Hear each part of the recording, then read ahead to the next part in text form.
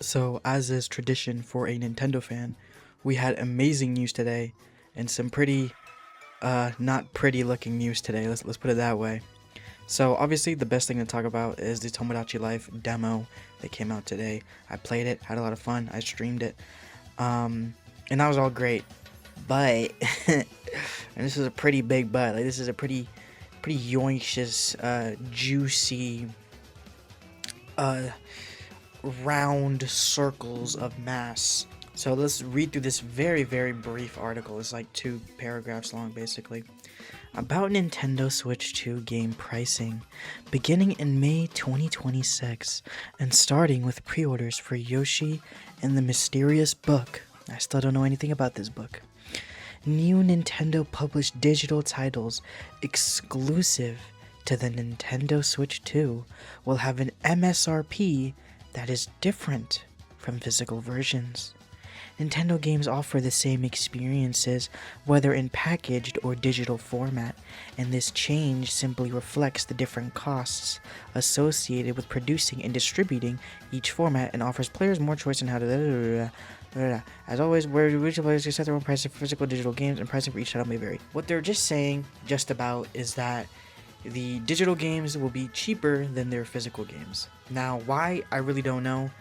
It is kind of weird. Like, I don't understand the logistics behind it, but they have their reasons. I guess, making like the plastic shell and whatnot.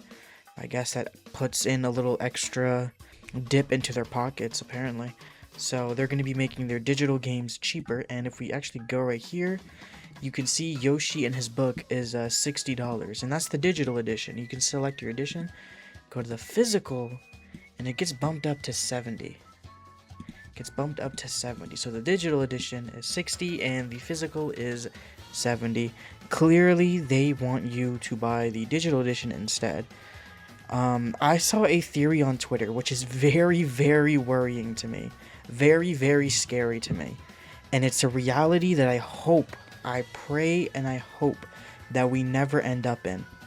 But this reality is basically that Nintendo starts to slowly trick people into buying digital games because they're cheaper.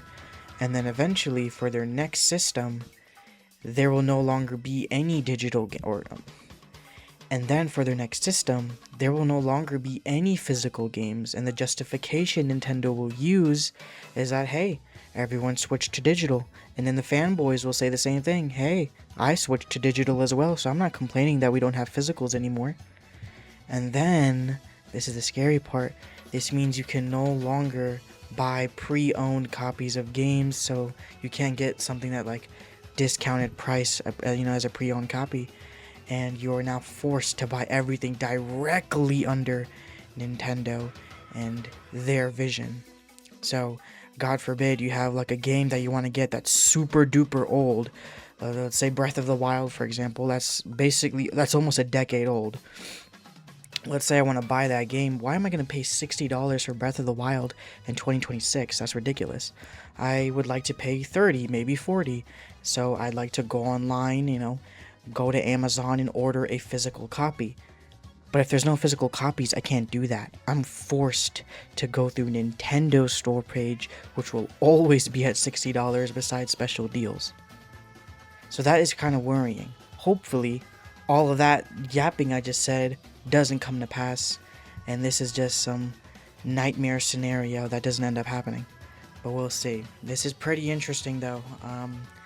I'm a broke college student. I'll just go ahead and be upfront.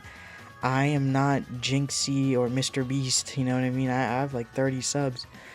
I can't be out here spending hella bags just because it's physical. So this is indeed the case that, yeah, because of this, depending on the game and depending on the price, I will most likely start buying digital exclusively now.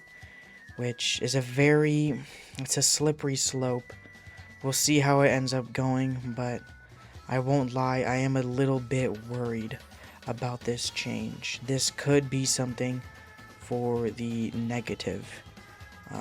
And when more expensive games come out, let's say something that's like $70 base price on the digital edition, that means the physical game's gonna be like $80. So like Mario Kart World, From my knowledge, when it comes to a base Nintendo game, Mario Kart World seems to be the only one that's actually $80. I don't know of any other games. Special edition, no. I mean a regular, just the game itself. I think Mario Kart World is the only one that's actually priced at $80 as of right now. So this will be interesting. Like if a future game, as I mentioned, is $70, like Pokemon Wind and Waves, if that ends up being $70, that means that the physical edition will be 80, which you know what I mean? I'm not a big fan of that. So I guess we'll see what happens. And hopefully things actually really go for the better rather than for the worse. Thank you guys so much for watching. I hope you enjoyed this video. If you did, please like and subscribe and comment. Tell me, what are your thoughts about this? Do you think Nintendo is in the wrong? Let me know. I always want your opinions. I am now going to get back to making dinner, and I will talk to you all later. You'll have a good one. Bye-bye.